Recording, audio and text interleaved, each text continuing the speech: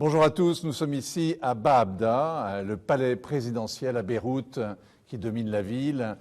Le symbole de l'État libanais. Il y a 28 ans, ce palais était bombardé, assiégé par l'armée syrienne et celui qui incarnait l'État libanais, celui qui résistait, était contraint de partir en exil. Il est de retour, il a été élu le 31 octobre président de la République. Bonjour Michel Aoun, bonjour Monsieur le Président de la République.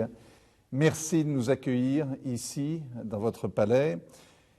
L'aventure de votre vie, c'est la preuve qu'en politique, le désespoir est une sottise absolue. Alors, ça fait 100 jours que vous êtes chef de l'État. Qu'est-ce que vous vous dites? Ça y est, j'ai ma revanche. Vous vous dites, il n'y a plus un instant à perdre? Plutôt, il n'y a plus un instant à perdre et j'éprouve de la satisfaction. Vous avez repris le flambeau du pays? Bien sûr, on a beaucoup à faire.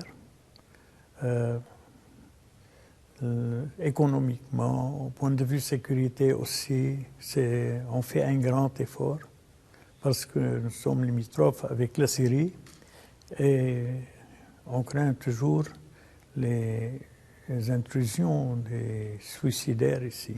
Le général Aoun était dans la force de l'âge. Vous avez, le président Aoun a 83 ans. Vous êtes en forme, mais est-ce qu'on a envie à 83 ans de combattre les féodalités, d'endiguer le clientélisme, de se battre contre le parti de l'étranger, contre la corruption? Ou est-ce qu'on se dit, le pays est fragile, la menace est partout, il faut être prudent? Bien sûr, mais avec l'âge, on ne change pas de nature et on gagne plus d'expérience. Et on devient plus sage et on évite les grandes fautes. Il y a un de vos partisans qui m'a dit ce matin que c'est la dernière chance d'avoir des institutions qui fonctionnent et de rétablir un pays normal. Je ne sais pas si le Liban est un pays normal avec un environnement normal, mais si vous échouez, ce sera le chaos. Bien sûr. Oui, c'est la dernière chance. Vous comptez les jours? Non. Vous vous dites pas, il reste 5 ans, 9 mois, 10 jours? Non. C'est très mauvais de compter les jours. Vous avez un programme dans votre tête très clair de vos priorités? Oui, oui, bien sûr. Mais on peut travailler en parallèle sur tous les secteurs.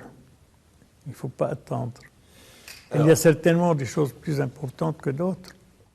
Ce qu'il faut peut-être expliquer aux Français, c'est qu'il y a eu une crise politique ici à Beyrouth et que pendant plus de 2 ans, il n'y a pas eu de président. Vous ne vouliez pas d'un président potiche.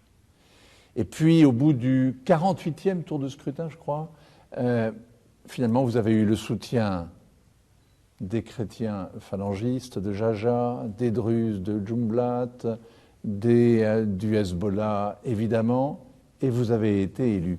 Mais à quoi ça sert d'avoir un président fort si l'État est faible? Il faut rendre l'État fort. Il faut créer un système fort. Parce que si les hommes sont plus forts, c'est la pagaille. Personnellement, je le veux. J'ai le droit de le vouloir et de l'appliquer. Car je suis le seul qui a fait serment pour respecter la Constitution et les lois. Et si le président le fait, il faut que le reste obéisse. Monsieur le Président, comment on fait pour défendre sa souveraineté quand on a 1,5 million de réfugiés syriens à domicile? Il faut avoir des forces de sécurité, il faut rester vigilant, il faut fortifier l'armée. Tout ça se fait et actuellement on fait très bien les choses et on arrête pas mal des gens qui s'introduisent dans le pays. Alors, il y a un terroriste qui a été neutralisé il y a quelques jours alors qu'il allait il était avec sa ceinture piégée, c'était un kamikaze dans un café à Hamra, en plein cœur de Beyrouth. C'était in extremis, là. Voilà, oui, mais nous avons des braves. Ce sont des très braves. Parce qu'ils risquaient leur vie En le neutralisant, les gens de la sécurité intérieure. Oui. Pas la sécurité intérieure, c'était le service de renseignement de l'armée. Alors, deux choses. Premièrement, pourquoi ces réfugiés syriens partiraient un jour? Après tout, il y a 400 000 Palestiniens ici qui restent depuis des décennies et qui sont bien au Liban. Pourquoi est-ce que les réfugiés syriens ne resteraient pas ici? Pourquoi ils devaient rester? Parce que c'est leur pays de l'autre côté. Oui. Et c'est un pays frontalier, il n'y a pas de grande distance. Et le gouvernement, c'est pas un gouvernement israélien qui empêche les Palestiniens de revenir dans leur pays. Vous pensez que la plupart des réfugiés vont regagner la Syrie? Ils doivent le faire parce qu'on ne peut pas les recevoir indéfiniment. C'était pour des raisons humaines qu'on les a reçus, mais après. Est-ce qu'à votre avis, la bataille d'Alep marque le début de la fin de la guerre? Enfin, ça a changé l'équilibre des forces en faveur du gouvernement syrien actuel. Et je crois que ça marque un début de conversation, de négociation pour atteindre un résultat politique. Parce que ce genre de guerre ne finit pas par une victoire d'un parti sur l'autre. Il y a toujours des compromis. Bachar el-Assad va rester. Oui. C'était une erreur de réclamer son départ, comme la France l'a fait, de dire qu'il ne méritait pas d'être sur Terre. Moi, je n'ai jamais été convaincu qu'il va partir. Je l'ai dit toujours, parce qu'on connaît mal, les autres connaissent mal la Syrie, parce que sans Assad, sans le régime Assad actuellement, on aura une seconde Libye ici. Parce qu'il a la seule force qui pourrait rétablir l'ordre et réunir tout le monde. Si demain Daesh perd Mossoul, si Raqqa est prise, c'est ici que vont venir les milliers de Maghrébins, les milliers d'Européens, les milliers de Caucasiens qui se sont enrôlés dans l'État islamique. Non, ils passeront par la Turquie pour revenir dans leur pays. Vous pensez que les Européens vont revenir en Europe? C'est leur problème, ce n'est pas le nôtre. Il n'y a presque pas de Libanais parmi les 80 nationalités recensées dans Daesh. Vous ne les avez pas comptés? Vous ne les avez pas vus? Il n'y en a pas. Il y en a eu, mais peu. Vous avez fait votre premier voyage officiel en Arabie Saoudite et au Qatar. Vous leur avez dit quoi? Vous leur avez dit, vous avez provoqué le chaos, maintenant il faut réparer? Non, non. On n'a pas parlé de la crise en Syrie, de la guerre en Syrie. Ce qu'on a pu dire que ce que je peux faire, c'est la sécurité et la stabilité du Liban. Mais comment est-ce que l'Arabie Saoudite et le Qatar peuvent aujourd'hui aider au renforcement de l'État au Liban? Donc, ils reprennent leur relation normale avec le Liban. D'ailleurs, ce qu'ils ont promis. Et on normalise les choses comme ils étaient auparavant. Il faut faire confiance, autrement on ne continue pas. Est-ce que l'élection de Donald Trump, qui veut remettre en cause l'accord avec l'Iran, qui envisage de mettre son ambassade à Jérusalem, est-ce que l'élection de Donald Trump est de nature à inquiéter le président de la République libanaise? Je fais partie de ce monde. Ça inquiète d'abord les Américains. On fait avec.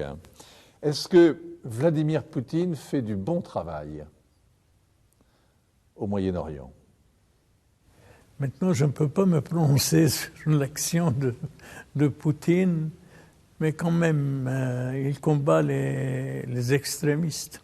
Est-ce que vous pensez que la descente aux enfers qu'a connue le Liban, qui était une démocratie, qui était multiconfessionnelle, est-ce que vous pensez que c'est un sort tragique qui peut arriver en France? Moi, je me suis posé la question depuis que j'étais en France. Il y a longtemps que vous envisagez ça? Enfin, pour les pays musulmans, depuis 1994. J'ai donné une interview au journal Al-Hayat. Et j'ai dit clairement dans cette interview que les extrémistes vont arriver au pouvoir, mais ils vont échouer parce que leurs solutions sont des solutions du passé, alors que les solutions des problèmes sont dans le présent et dans l'avenir. L'histoire vous a donné raison. Oui.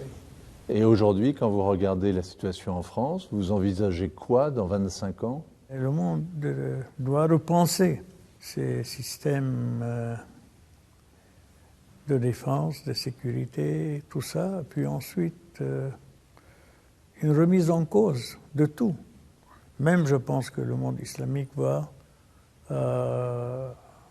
faire une remise en cause. Justement, vous êtes le président de tous les Libanais, évidemment, mais vous êtes aussi chrétien.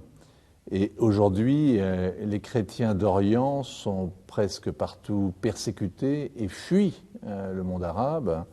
Mais ils ne viennent pas au Liban, les Chaldéens, les Coptes, etc. Ils ne viennent pas ici. Pourquoi ils ne viennent pas au Liban? Parce qu'ils n'ont plus du territoire pour rester ici. Pour s'installer. C'est trop difficile. Vous savez qu'actuellement, la densité démographique du Liban, c'est 600 par kilomètre carré après l'arrivée des Syriens. Nous étions aux 400 par kilomètre carré. Les ressources du pays sont très faibles. Déjà, c'est un lourd fardeau ce que nous avons actuellement. Et les ressources économiques sont très limitées. C'est pourquoi ces gens-là vont, peut-être ils n'ont plus d'espoir dans leur pays. Ils quittent vers un autre pays plus calme où ils auront des nouvelles chances. Ils vont au bout du monde, en Australie, au Canada, ailleurs. Est-ce que vous pensez que le Liban, demain, sera le dernier carré des pays multiconfessionnels, des pays chrétiens? Il sera le modèle que le monde va l'adapter malgré tout l'extrémisme qu'il y a dans le monde. Les partis uniques, les religions uniques, tout ce qui est unique, les races uniques n'existeraient plus. C'est le pluriconfessionnalisme, le pluralisme partout dans le monde. Au point de vue démocratie, au point de vue race, au point de vue religion. C'est le monde du pluralisme qui va vaincre. Vous ne croyez pas que ça va être la guerre de tous contre tous? Que ça va être beaucoup de violence, monde mélangé? Non. C'est pas possible. Il y a un livre de confidence de François Hollande qui s'appelle « Un président ne devrait pas dire cela ». Il y a beaucoup plus de choses qu'un président libanais ne peut pas dire qu'un président français. Mais est-ce que vous savez, maintenant que vous êtes ici, vous savez sûrement qui a tué vos prédécesseurs? Béchir Gemayel, le président Moawad, Rafik Hariri, tous ces morts. Est-ce qu'il y a des fantômes à la présidence? Non. Non. François Hollande dit que la présidence est hantée par la mort. Vous ressentez ça, vous aussi? Non. Le poids de la vie? Parce que peut-être j'ai résolu le problème. Parce que j'ai dit un jour, je serai mort. Alors pourquoi maintenant penser à ça? Quand est-ce que vous allez envisager de faire un deuxième mandat?